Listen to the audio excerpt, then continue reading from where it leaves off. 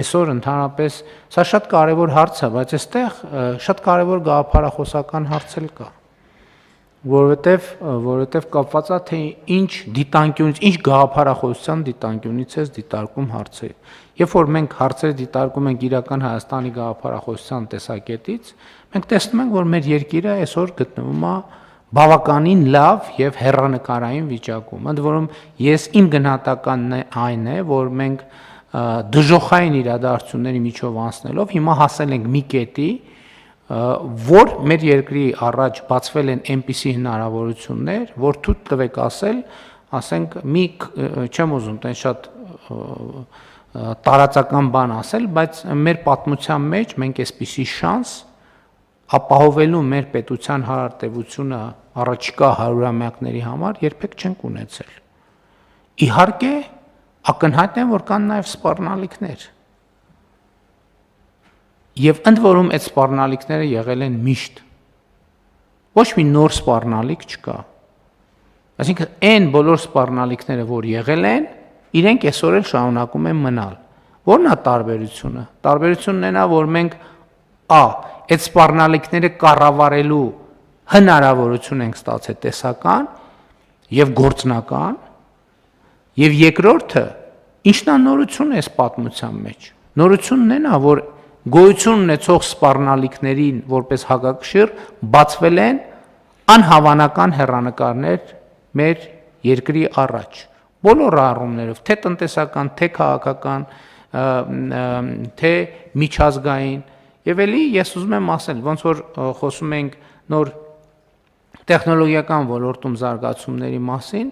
էլի շատ սովորական բան է, 2026 թվական Հայաստանում տեղի ունենալու եվրոպական քաղաքական համայնքի գագաթաժողով։ Դե գագաթաժողովը տեղի ունենալու, ինչ կա որ աշտանը տեղի ունենալու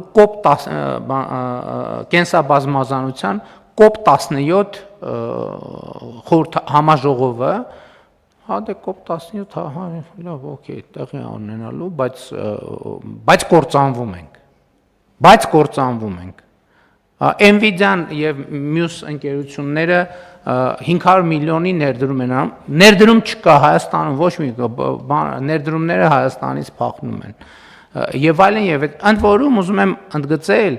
որ COP17 Հայաստան եկել է քվեարկության արդյունքում։ Այսինքն սովորաբար երկրները պայմանավորվում են, բայց այս դեպքում այնպես ստացել, որ պայմանավորվածության չի հաջողվել հասնել եւ Հայաստանի տեխնացությունը մի քանի այլ տեխնացությունների հետ դրվել է քվեարկության եւ Հայաստանի Հանրապետությունը այդ քվեարկության արդյունքներով հաղթել է։ Իհարկե եվրոպական քաղաքական համայնքի գագաթաժողովի դեպքում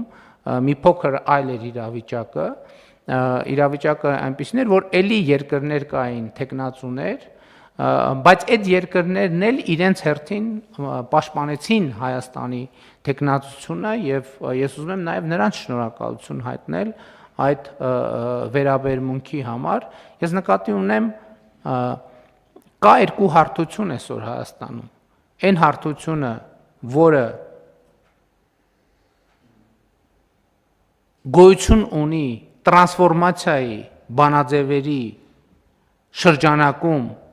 եւ որի դիրքից երևում է հեռանկարը Հայաստանի Հանրապետության,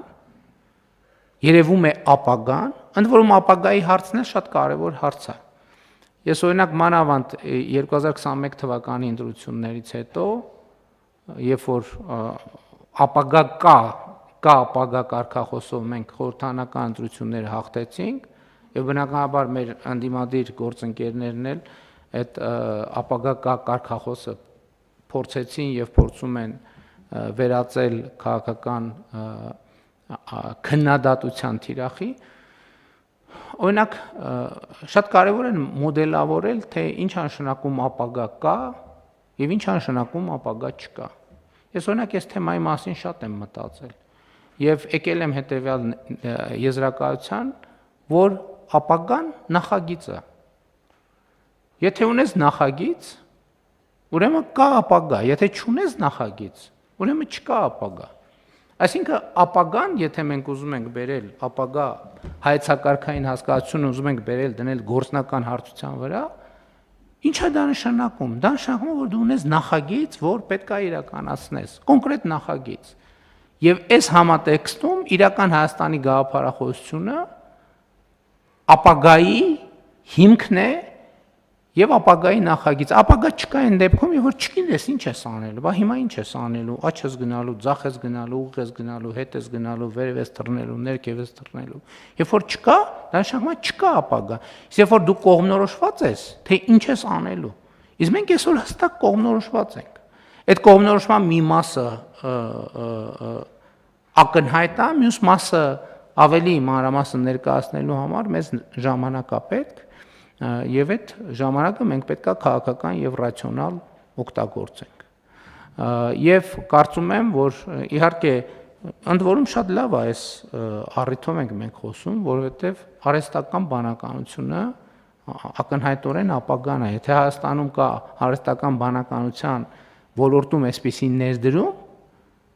դա շատ բաների մասին է վկայում, վկայում է, իսկ ինչպիսին է Հայաստանի անվտանգության հեռանկարի մասին մարդկանց եւ ներդրողների պատկերացումը։ Ոչ մեկ հենց այնպես չի բերի, եթե հիմա հետևենք մեր անդիմությանը եւ մամուլի որոշ հատվածներին,